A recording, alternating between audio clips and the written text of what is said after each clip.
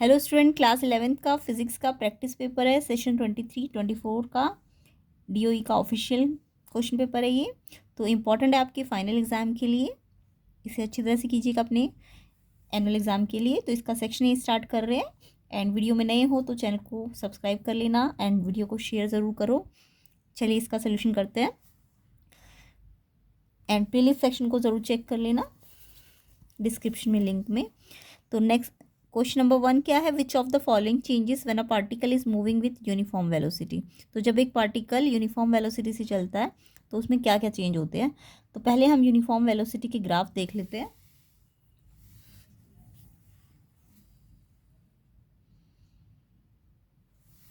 तो देखिए uniform velocity का अगर मैं एस टी ग्राफ देखूं, डिस्प्लेसमेंट वर्सेस टी ग्राफ, तो यहाँ पे यूनिफॉर्म वेलोसिटी का मतलब डिस्टेंस इक्वल होंगी और टाइम इक्वल में। तो वेलोसिटी मतलब इक्वल डिस्टेंस होगा इक्वल इंटरवल ऑफ टाइम में। तो ये ग्राफ ऐसे लीनियर आ जाएगा। ये स्लोप होता है ना, एस टी ग्राफ का स्लोप वी होता है, तो ये ग्राफ ऐसे लीनियर चलेगा। तो इसका मतलब यूनिफॉर्म वेलोसिटी है। और जब भी यूनिफॉर्म वेलोसिटी होती है तो एक्सेलरेशन जीरो होता है। क्लियर? ऐसी वी टी ग्राफ भी बना सकते हो। वी टी ग्राफ में लेकिन वी कांस्टेंट है तो वी की तरफ से कांस्टेंट लाइन जाएगी। तो यहाँ पे भी ये वी कांस्टेंट क्या, यूनिफॉर्म वेलोसिटी का ग्राफ है। वी टी ग्राफ में ऐसे जाता है एंड एस टी ग्राफ में वी ऐसे जाता है, स्ट्रेट लाइन। ठीक है, तो दोनों केस में यूनिफॉर्म वेलोसिटी है। जब यूनिफॉर्म वेलोसिटी होती है तो इसमें भी एक्सेलरेशन जीरो होगा और यहाँ भी एक्सेलरेशन जीरो होगा। तो एक्सेलरेशन तो यूनिफॉर्म वेलोसिटी में जीरो होता है, यानी वो भी चेंज नहीं हो रहा, और यूनिफॉर्म वेलोसिटी है तो वो भी चेंज नहीं हो रही। इसका मतलब डेल्टा वी जीरो है, बट वी जीरो मत करना, डेल्टा वी जीरो होता है यूनिफॉर्म वेलोसिटी में। वी तो कॉन्स्टेंट होता है। ठीक है, तो एक्सेलरेशन भी चेंज नहीं हो रहा, वी भी चेंज नहीं हो रहा, वो भी यूनिफॉर्म है। और वेलोसिटी चेंज नहीं हो रही तो स्पीड भी चेंज नहीं हो रही होगी, है ना। तो इसका मतलब क्या चेंज हो रहा होगा? पोजीशन वेक्टर चेंज हो रहा होगा, बट एक्सेलरेशन, वेलोसिटी, स्पीड ये कुछ भी चेंज नहीं होगी। तो ऑप्शन डी इसका आंसर हो जाएगा। ठीक है, तो ये ग्राफ आपको आनी चाहिए, इंपॉर्टेंट है। नेक्स्ट देखिए question number 2, what is the power utilise when work of 1000 joule is done in 2 seconds. तो पावर पूछी है, वर्क भी गिवन है और टाइम भी गिवन है। सिंपल सा पावर का फॉर्मूला लग जाएगा। तो पावर क्या होता है? वर्क अपॉन टाइम, या एनर्जी अपॉन टाइम भी कह सकते हो। तो एनर्जी किस में होती है या वर्क किस में होता है? जूल में। तब जब ये जूल में हो तो ये सेकंड में होना चाहिए, तो ये वॉट में आ जाएगी। पावर की ऐसा यूनिट वॉट होती है, बट कब? जब ये जूल और ये सेकंड हो। अगर नहीं है तो आपको पहले कन्वर्जन करना पड़ेगा। ऑलरेडी दे रखा है जूल और सेकंड में, तो आपको जस्ट डिवाइड करना है। तो 500 वॉट पावर आ जाएगी। डी ऑप्शन इसका आंसर हो जाएगा, 500 वॉट। ठीक है, नेक्स्ट क्वेश्चन नंबर 3 पे आते हैं। Find the potential energy stored in a ball of mass 5 kg placed at a height of 3 metre above the ground. तो पोटेंशियल एनर्जी आपको पता है, स्टोर फॉर्म ऑफ एनर्जी जो होती है, या वर्क अगेंस्ट, जब आप करते हो अगेंस्ट वर्क जो करते हो वो स्टोर हो जाता है ना, तो वो पोटेंशियल एनर्जी होती है। तो यहाँ पे हाइट के अगेंस्ट आपने वर्क किया, ग्रेविटी के अगेंस्ट वर्क किया, तो पोटेंशियल एनर्जी आपको पूछी गई है। तो मास गिवन है, हाइट गिवन है, तो पोटेंशियल एनर्जी जो अगेंस्ट ग्रेविटी होती है वो होती है mgh। ठीक है, मास इंटू एक्सीलरेशन ग्रेविटी वाला, और एच हाइट। तो मास दिया है आपको 5 kg में देना चाहिए। हाइट आपको, अगर ये kg में है तो ये मीटर में, यानी आपकी SI यूनिट आनी चाहिए सारी। तो m आपका kg होना चाहिए, हाइट आपकी मीटर में होनी चाहिए। तो ये आपको ऑलरेडी SI यूनिट दे रखी है, कन्वर्जन करने की आपको ज़रूरत नहीं है। एंड जी आपको ग्रेविटी वाला लेना 9.8। तो यहाँ पे इसको सॉल्व कीजिए, 5 3 15 इंटू 9.8, तो ये 1470, और ये एक के बाद डेसिमल, तो ये 147 के अप्रॉक्स है। देखो किस ऑप्शन में है आपका, तो बी ऑप्शन 147 के अप्रॉक्स है ना। तो पोटेंशियल एनर्जी है तो जूल में आएगी, है ना। तो बी ऑप्शन इसका आंसर हो जाएगा।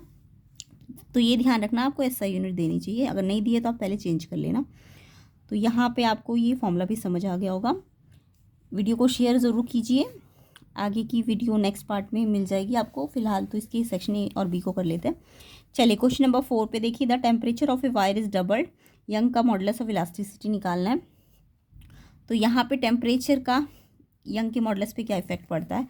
तो पहले यंग मॉडुलस का आपको फॉर्मूला आना चाहिए। तो यंग मॉडुलस ऑफ जो इलास्टिसिटी होता है वो होता है linear stress upon linear strain. ठीक है, ये रेशो होता है linear stress to linear strain का। तो लीनियर स्ट्रेस क्या होता है? F/A। स्ट्रेस मतलब फोर्स ही तो होता है, F/A, सॉरी स्ट्रेस प्रेशर को कहते हैं ना, फोर्स पर यूनिट प्रेशर। तो स्ट्रेन क्या होता है? जो चेंज आया किस में, लेंथ में। जब आपने फोर्स लगाया होगा तो लेंथ चेंज हुई होगी, और अपॉन में ओरिजिनल लेंथ। तो ये तो अभी से मैं f/a को तो ऐसे ही रखूँगी, ये जो नीचे वाला फ्रैक्शन है ये रेसिप्रोकल हो जाएगा, तो ये यंग मॉडुलस होता है, ठीक है। तो यहाँ पे यंग मॉडुलस दिख रहा है आपको, फोर्स के डायरेक्टली प्रोपोर्शनेट है, ओरिजिनल के लेंथ के डायरेक्टली प्रोपोर्शनेट है, बट जो चेंज आया लेंथ में उसके इन्वर्सली प्रोपोर्शनेट है। तो अब आप इन्होंने क्वेश्चन बोला टेम्परेचर बढ़ाने से क्या होगा, तो देखो टेम्परेचर जब बढ़ेगा तो आपको पता है ऑब्वियसली एक्सपेंड करते हैं सॉलिड्स, है ना, तो वो लेंथ जो डेल्टा एल है वो इंक्रीज़ होगा। अगर डेल्टा एल इंक्रीज़ होगा तो यंग मॉडुलस डेल्टा एल के कैसे इन्वर्सली प्रोपोर्शनेट है। तो अगर ये इंक्रीज़ हो रहा है डेल्टा एल तो ये क्या हो जाएगा, ये तो डिक्रीज़ हो जाएगा ना, जब भी कोई इन्वर्सली प्रोपोर्शनेट होते हैं तो इसके बढ़ने से ये घटेगा, तो यंग मॉडुलस क्या हो जाएगा, डिक्रीज़ हो जाएगा। तो आई होप ये आपको समझ आ गया होगा। और अगर यहाँ पे टेम्परेचर घटाते तो डेल्टा एल कम हो जाता है, वो कंप्रेशन हो जाता है ना सॉलिड्स में, तो तब आपका ये जो है यंग मॉडुलस वो इंक्रीज़ हो जाता है, यानी उल्टा हो जाता, ठीक है। अभी फिलहाल ये कम, ये ज़्यादा हुआ तो ये कम हो जाएगा। तो ये समझ आ गया। अब इसका ऑप्शन देखो कौन सा है ये,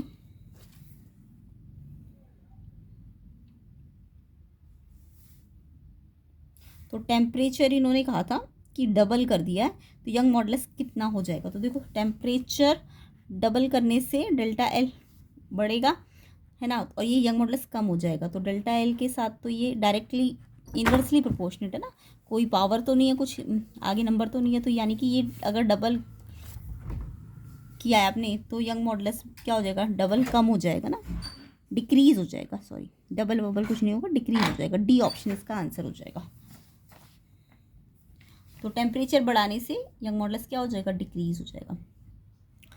नेक्स्ट क्वेश्चन नंबर 5 देखते हैं। If the displacement of an object is zero then what can we say about its distance covered. तो अगर डिस्प्लेसमेंट जीरो है तो कुछ डिस्टेंस के बारे में आप क्या बता सकते हो। तो देखो डिस्प्लेसमेंट जीरो कब कब किस किस केस में हो सकता है, तो वो हम समझेंगे पहले, उसके अकॉर्डिंग हम डिस्टेंस के बारे में बता सकते हैं।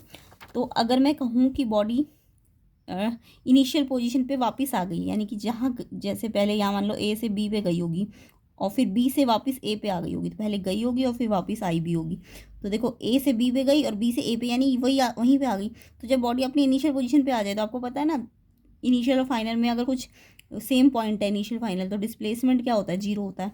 तो यहाँ पे बट बॉडी ने डिस्टेंस तो कवर किया ना, पहले ए से बी फिर बी से ए, तो यानी ए बी 2 बार डिस्टेंस कवर किया है, तो डिस्टेंस जीरो नहीं होता।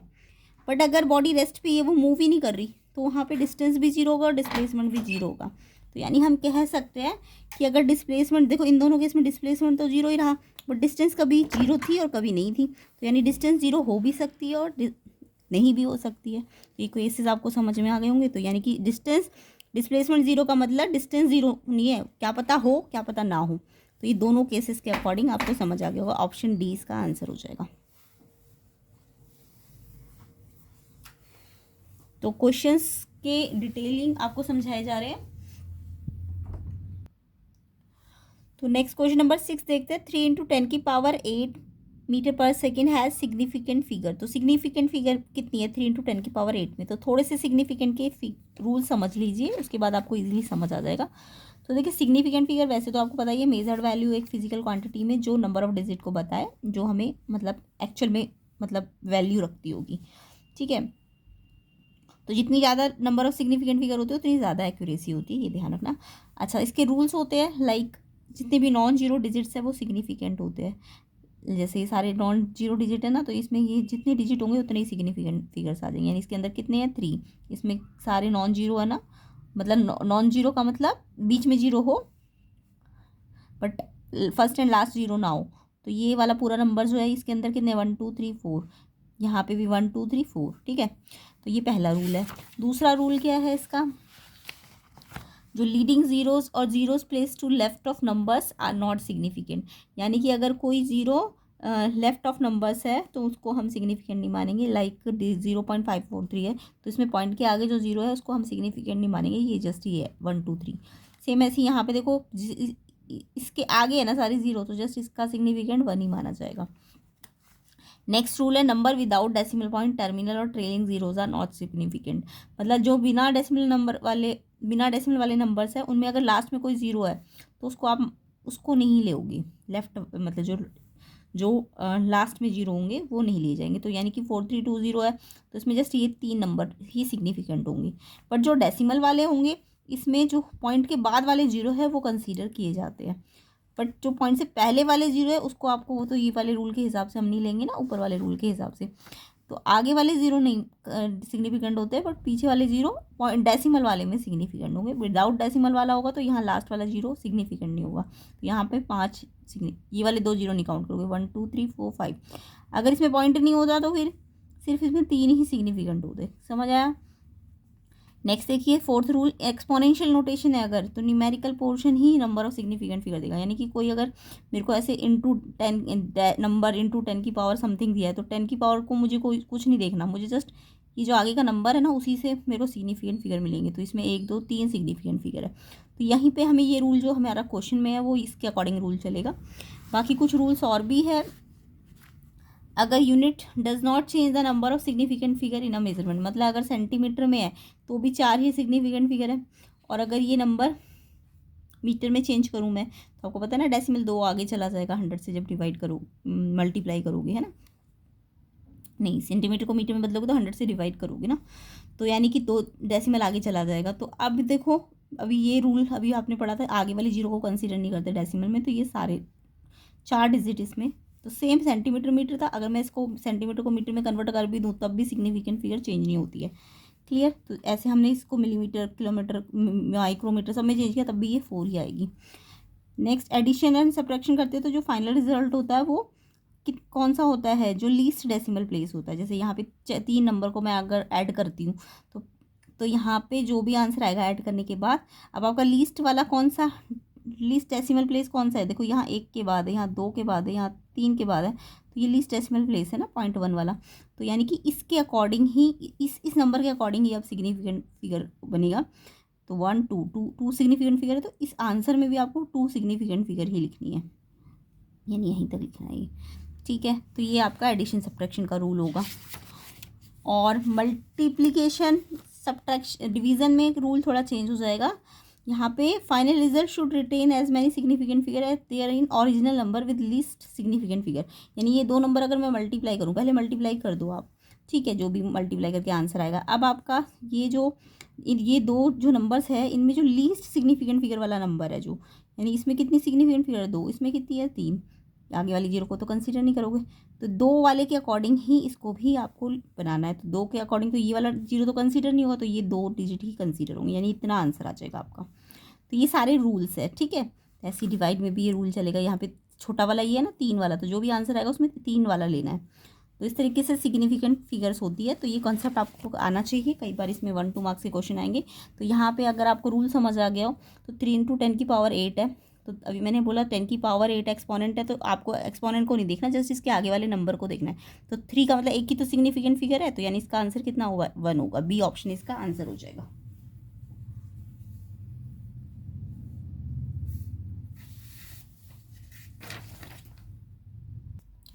तो यहाँ पे 3 × 10 की पावर 8 में आपको इसको कंसीडर नहीं करना, जस्ट ये जो आगे नंबर है इसमें कितनी सिग्निफिकेंट फिगर है 1, तो ऑप्शन बी आपका आंसर है 1 आंसर हो जाएगा। क्लियर?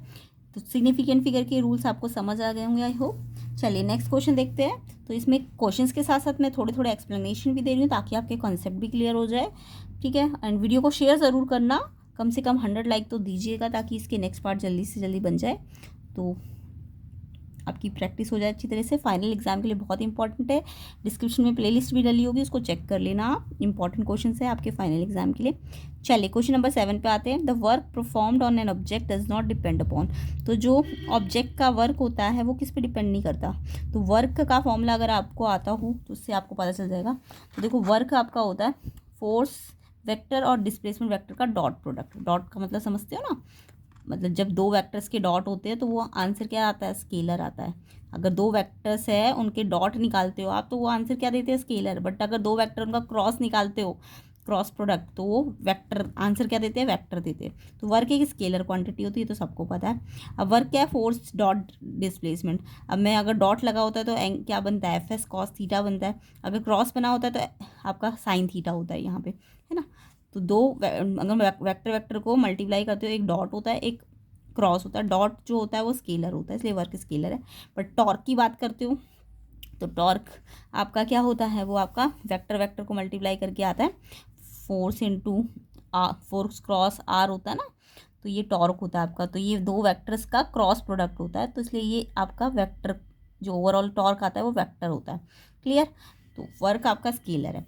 अब स्केलर है तो यहाँ कॉस थीटा है, बट अगर टॉर्क होता तो यहाँ पे एफ आर क्या हो जाता है, आर का मतलब डिस्टेंस है ना जी कितना, वहाँ पे कॉस थीटा हो जाता है, ठीक है, एफ आर कॉस थीटा। तो यहाँ पे वर्क आपका फोर्स पे भी डिपेंड कर रहा है, डिस्प्लेसमेंट पे भी डिपेंड कर रहा है, और कॉस थीटा यानी फोर्स और डिस्प्लेसमेंट के बीच में जो एंगल है ना उस पर भी डिपेंड कर रहा है। तो यानी कि ये तीनों चीज़ों पे डिपेंड कर रहा है, बट किस पे डिपेंड नहीं कर रहा होगा, यानी कि डी ऑप्शन है आपका आंसर, कि वो इनिशियल वेलोसिटी ऑफ ऑब्जेक्ट पे डिपेंड नहीं करेगा। वेलोसिटी कितनी से स्टार्ट हुई थी ऑब्जेक्ट की उस पर डिपेंड नहीं करेगा, जस्ट फोर्स डिस्प्लेसमेंट और उस इनके बीच का जो एंगल होगा, दोनों का, फोर्स और डिस्प्लेसमेंट के बीच का एंगल। तो यहाँ पे आंसर क्या हो जाएगा, ऑप्शन डी, इनिशियल वेलोसिटी पे ये डिपेंड नहीं करेगा, नॉट डिपेंड। तो डिपेंड किस किस पे करेगा, डिस्प्लेसमेंट पे, फोर्स पे, एंगल पे, बट डिपेंड किस पे नहीं करेगा, नॉट। तो डी ऑप्शन है इसका आंसर। नेक्स्ट क्वेश्चन नंबर 8 पे आते हैं। Rigid bodies in mechanical equilibrium कब होगी? तो रिजिड बॉडी कब मैकेनिकल इक्विलिब्रियम में होती है? तो आपको रिजिड बॉडी का मतलब तो आता ही होगा, पढ़ लेना, टॉर्क वाले चैप्टर में है। तो मैकेनिकल इक्विलिब्रियम का मतलब जहाँ पे एफ नेट भी जीरो हो और टॉर्क नेट टॉर्क भी जीरो हो, यानी कि एफ नेट का मतलब जीरो, मतलब ट्रांसलेशनल इक्विलिब्रियम जिसे हम लीनियर कहते हैं, वो किस में होता है, इक्विलिब्रियम में होता है। ट्रांसलेशनल इक्विलिब्रियम भी हो और टॉर्क नेट जीरो का मतलब रोटेशनल इक्विलिब्रियम भी जीरो हो, यानी कि आप कह सकते हो ना तो वो उसका लीनियर मोमेंटम चेंज हो रहा हो और ना ही उसका एंगुलर मोमेंटम चेंज हो रहा हो, ठीक है। तो वो मैकेनिकल इक्विलिब्रियम की कंडीशन होती है। तो यहाँ पे ट्रांसलेशनल रोटेशनल दोनों टाइप के इक्विलिब्रियम होते हैं, या फिर आप ये ऐसे कह सकते हो। तो तब मैकेनिकल इक्विलिब्रियम आता है, क्लियर, रिजिड बॉडी में। तो यहाँ पे आपका ट्रांसलेशनल भी होना चाहिए, रोटेशनल भी होना चाहिए, यानी सी ऑप्शन आपका आंसर हो जाएगा, बोथ। ओके, तो इसका आंसर सी ऑप्शन है। नेक्स्ट क्वेश्चन देखते हैं। In pure translational motion at an instant of time all particle of the body have the, कैसी वेलोसिटी होती है अगर प्योर ट्रांसलेशनल मोशन है, मतलब रोलिंग नहीं है, रोलिंग के अंदर तो ट्रांसलेशनल भी आ जाएगा और आपका रोटेशनल भी आ जाएगा ना, दोनों आ जाएंगे रोलिंग जब बोले तो। बट जब पूरे की तरह से ट्रांसलेशनल मोशन होता है, तो ट्रांसलेशन मोशन में क्या होता है, जितने भी पार्टिकल होते हैं वो एक साथ चलते हैं। तो अगर एक साथ चलते हैं तो उनकी वेलोसिटी क्या होती है, सेम होती है। तो प्योर ट्रांसलेशन में याद रखना, पार्टिकल्स एक साथ चलते हैं और उनकी वेलोसिटी सेम होती है। तो ए ऑप्शन इसका आंसर हो जाएगा क्वेश्चन नंबर 9 का। ओके, तो ये भी आपको समझ आ गया होगा। नेक्स्ट क्वेश्चन पे आते हैं। Question number 10। In SI system the fundamental units are, SI system में आपको पता है 7 फंडामेंटल यूनिट्स होती है। अब ये आपको याद होनी चाहिए, metre, kilogram, second, ampere, kelvin, mole और कैंडेला। तो ए ऑप्शन इसका आंसर हो जाएगा। तो सिंपल सा क्वेश्चन है, ठीक है। नेक्स्ट क्वेश्चन देखिए। तो क्वेश्चन नंबर 10 समझ आ गया ना, 7 एसआई यूनिट कौन कौन सी है, तो ए ऑप्शन इसका आंसर है। Question number 11। Choose the wrong statement from the following, wrong statement choose करनी है आपको। तो स्मॉल ड्रॉपलेट जो होती है लिक्विड की, स्फेरिकल होती है सरफेस टेंशन के कारण। येस, आपने सरफेस टेंशन में पढ़ा है कि लिक्विड कैसी शेप लेता है, स्फेरिकल शेप लेता है। जो ड्रॉप्स होती है वो कैसी होती है, स्फेयर होती है ना। ट्रू है, ये तो करेक्ट है। Second, oil rises through the wick due to capillarity, capillarity में ऑयल राइज करता है। येस, ये भी ठीक है, किस सरफेस टेंशन के कारण ना। नेक्स्ट है, in drinking the cold drink through a straw we use the phenomena of capillarity, क्या कोल्ड ड्रिंक पीते वक्त हम जो स्ट्रॉ यूज़ करते हैं उसमें हमारा क्या कैपिलरिटी का फिनोमिना यूज़ होता है। तो अब इसको समझते हैं हम, ठीक है। Next, gum is use to stick to surface, को अगर गम स्टिक कर रहा है तो इस प्रोसेस में प्रॉपर्टी ऑफ एडिशन लग रही है। एडिशन से दो चीज़ों को क्या किया जा सकता है, फोर्स ऑफ अट्रैक्शन लगा के वो क्या हो सकती है, अट्रैक्ट हो सकती है ना, एडिशन फोर्स लग रहा है गम में। तो यस, ये भी ट्रू है, डी भी ट्रू है, बी भी ट्रू है, ए भी ट्रू है। सी ऑप्शन यहाँ पे फॉल्स है, इनकरेक्ट ही पूछा है, रॉन्ग स्टेटमेंट। तो सी इसका आंसर है। देखिए क्यों, क्योंकि अगर हम कैपिलरी की बात करें तो कैपिलरी में जो लिक्विड राइज करता है ना वो सरफेस टेंशन के कारण करता है, जबकि स्ट्रॉ जो होता है ना उसमें क्या करते हैं हम, स्ट्रॉ में हम लो प्रेशर क्रिएट करते हैं और जिससे क्या होता है, प्रेशर डिफरेंस बन जाता है और प्रेशर डिफरेंस के कारण ही वो राइज करने लगता है। जो भी सब्सटेंस होता है, जो भी लिक्विड होता है वो राइज करता है। तो यहाँ प्रेशर डिफरेंस के कारण राइज कर रहा है, ना कि सरफेस टेंशन के कारण। कैपिलरी में जो राइज होता है वो सरफेस टेंशन के कारण होता है, जबकि स्ट्रॉ में प्रेशर डिफरेंस से ही वो जो लिक्विड होता है वो राइज करता है। तो ऑप्शन सी इनकरेक्ट है, ठीक है। यहाँ पे इन्होंने बोला था कैपिलरी से राइज कर रहा है, नो, यहाँ पे सिर्फ यहाँ पे प्रेशर डिफरेंस के कारण राइज कर रहा है। तो इसलिए ऑप्शन सी इनकरेक्ट है। इनकरेक्ट ही पूछिए ना, आपको रॉन्ग स्टेटमेंट पूछिए, तो इसका आंसर सी ऑप्शन है। तो वीडियो को शेयर ज़रूर करना और चैनल पे नए हो तो सब्सक्राइब भी कीजिए।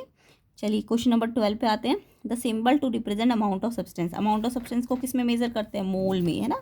तो अमाउंट ऑफ सब्सटेंस किस में मेजर किया जाता है, मोल में। डी ऑप्शन इसका आंसर हो जाएगा, मोल। नेक्स्ट है एजर्शन रीजंस। तो एजर्शन रीजन आपका पता ही, आपको 4 स्टेटमेंट्स होंगी, आपको पहले ट्रू फॉल्स चेक करना है। देन उसके बाद इनके चारों ऑप्शंस में से जाना है। तो असर्शन की स्टेटमेंट है अ वेक्टर क्वांटिटी एक क्वांटिटी है जिसके पास मैग्नीट्यूड भी होता है और डायरेक्शन भी होता है। यस, वेक्टर क्वांटिटी आप पढ़ते आ रहे होंगे, मैग्नीट्यूड भी होता है और डायरेक्शन भी होता है, सिंपल सा बात है। और ये वेक्टर लॉ ऑफ एडिशन को फॉलो करती है। यस, एजर्शन तो बिल्कुल ठीक है। रीजन सम फिजिकल क्वांटिटी जो रिप्रेजेंट होती है स्केलर, स्केलर क्वांटिटी डिस्प्लेसमेंट होती है। नो, आपने तो डिस्प्लेसमेंट, वेलोसिटी, एक्सलेशन ये सब क्या पढ़ाई, ये तो वेक्टर क्वांटिटीज होती है ना, ये तो डायरेक्शन पे डिपेंड करती है। डायरेक्शन भी होता है इनके पास, मैग्नीट्यूड भी होता है। तो स्केलर थोड़ी ना, ये उल्टा लिखा है इन्होंने, ये तो वेक्टर क्वांटिटीज़ है। तो रीज़न गलत है। एजर्शन तो ठीक है बट रीज़न गलत है, जिसका मतलब इसलिए ऑप्शन सी इसका आंसर हो जाएगा। जब एजर्शन गलत सही हो बट रीज़न गलत हो तो सी ऑप्शन इसका आंसर है क्वेश्चन 13 का। क्वेश्चन 14 पे आते हैं। एजर्शन दो पार्टिकल जिनके डिफरेंट मास है, अगर उनको मैं प्रोजेक्ट करूँ सेम वेलोसिटी से सेम एंगल्स पे, तो मैक्सिमम हाइट जो भी उनकी होगी वो पार्टिकल की सेम ही आएगी। यानी प्रोजेक्टाइल मोशन अगर आपने पढ़ा हो, प्रोजेक्टाइल मोशन, तो अगर मैंने एक मास m को भी इसी एंगल से फेंका, दूसरे मास को भी इसी एंगल से फेंका और वेलोसिटी भी सेम रखी, तो क्या उनकी जो हाइट होगी मैक्सिमम हाइट वो भी सेम होगी, ये पूछ रहे हैं एजर्शन में। तो यहाँ पे आप हाइट का फॉर्मूला अगर देखो, प्रोजेक्टाइल की हाइट का डेरिवेशन आपको आनी चाहिए। HU² sin² θ/2g होता है, ठीक है। अभी फिलहाल हाइट की बात करेंगे हम। तो यहाँ पे हाइट मैक्स का फॉर्मूला क्या होता है, U²/2g, ठीक है। हाइट मैक्स का फॉर्मूला क्या होता है, U²/2g, क्योंकि अगर हाइट आपकी U² sin² θ/2g है, तो H मैक्स निकालने के लिए साइन थीटा को 90 होना पड़ेगा ना, क्योंकि 90 में ही साइन थीटा मैक्सिमम होता है, 1 आता है उसकी वैल्यू। तो थीटा 90 अगर मैं पुट करूँ तो साइन 90 तो 1 हो जाएगा। तो ये हाइट मैक्सिमम कितनी होती है, U²/2g। मैक्सिमम हाइट आपकी U²/2g होती है, याद रखना। तो मैक्सिमम हाइट क्या मास पे डिपेंड कर रही है, U²/2g। तो ये तो ग्रेविटी और यू पे इनिशियल स्पीड पे डिपेंड कर रही है। इनिशियल स्पीड भी इन्होंने कहा सेम ही रखी है और जी भी सेम ही जगह पे है, ग्रेविटी अर्थ की है। तो यानी यू भी सेम है, जी भी सेम है, तो एच मैक्स भी क्या होगा, सेम ही तो होगा, है कि नहीं। तो एच मैक्स का फॉर्मूला आप याद रखना, एच का फॉर्मूला ये होता है। तो एच मैक्स में थीटा 90 रखोगे तो एच मैक्स कितना आ जाएगा आपका, U²/2g। तो क्या ये मास पे डिपेंड कर रहा है, नहीं, ये इनिशियल वेलोसिटी और जी पे डिपेंड कर रहा है। इनिशियल वेलोसिटी सेम है, एंगल भी सेम ही था। यू क्या होता है, यू आपका इनिशियल वेलोसिटी होती है ना, तो सेम ही था, जी भी सेम ही था। तो एजर्शन यानी हाइट भी क्या आएगी, सेम है, क्योंकि हाइट डिपेंड नहीं कर रही मास पे। तो यस, हाइट डिपेंड नहीं कर रही मास पे, तो सेम ही मैक्सिमम हाइट आएगी दोनों की। क्लियर। रीजन है maximum height of projectile independent of particle mass. Yes, यही तो हमने अभी बताया कि ये क्यों आ रही है सेम हाइट, क्योंकि मास पे डिपेंड ही नहीं कर रही हाइट। तो ये रीज़न भी बिल्कुल ठीक है, एजर्शन भी ठीक है, रीज़न भी ठीक है, और इसी रीज़न के कारण तो हमने बोला एजर्शन ठीक है। तो यानी कि ऑप्शन ए आंसर हो जाएगा। जब दोनों ठीक हो और एक्सप्लेनेशन भी ठीक हो तो ऑप्शन ए इसका आंसर है क्वेश्चन नंबर 14 का। चलिए क्वेश्चन नंबर 15 पे आते हैं। क्वेश्चन नंबर 15 एजर्शन रीजन ही है, the scalar product of 2 vector can be 0। मतलब अगर हमें 2 वेक्टर का स्केलर प्रोडक्ट निकालूं तो वो 0 हो सकता है। स्केलर मैंने अभी थोड़ी देर पहले बताया था, जब मैं A डॉट B करूँ, 2 वेक्टर का डॉट प्रोडक्ट करूँ, तो क्या वो 0 आएगा, यस आ सकता है। कब आ सकता है, जब वो A वेक्टर B के परपेंडिकुलर होता है। जब भी एक वेक्टर दूसरे वेक्टर के परपेंडिकुलर होगा। तो देखो मैंने A डॉट B का आपको फॉर्मूला भी थोड़ी देर पहले बताया था कि डॉट हटता है तो AB क्या आ जाता है, कॉस थीटा आ जाता है। अब कॉस थीटा का मतलब कॉस 90 हो जाएगा, है ना। कॉस 90 कितना होता है, 0। तो यानी ये पूरा जो डॉट प्रोडक्ट है 0 नहीं बन जाएगा। तो कब डॉट प्रोडक्ट 0 होगा, जब ये ए वेक्टर बी के परपेंडिकुलर होगा, यानी एंगल 90 होगा। तो ये तब ये डॉट 0 होता है। तो यस, डॉट 0 हो सकता है, ट्रू है। और उन्होंने बोला है कि 2 वेक्टर परपेंडिकुलर होंगे तो उनका स्केलर प्रोडक्ट 0 होता है। तो यही तो मैंने अभी आपको बताया कि ये परपेंडिकुलर है, इसलिए 0 आंसर आ रहा है। तो यानी रीज़न भी बिल्कुल ठीक है और रीज़न ही एक्सप्लेन कर रहा है क्यों ये 0 आ रहा है, क्योंकि ये परपेंडिकुलर है। तो एक्सप्लेनेशन भी ठीक है, तो ए ऑप्शन इसका आंसर है क्वेश्चन नंबर 15 का। 16 देखते हैं assertion reasons. The maximum horizontal range of projectile is proportional to the square of velocity. अभी फिर से हम मैक्सिमम हॉरिजॉन्टल रेंज का फॉर्मूला लगाएंगे।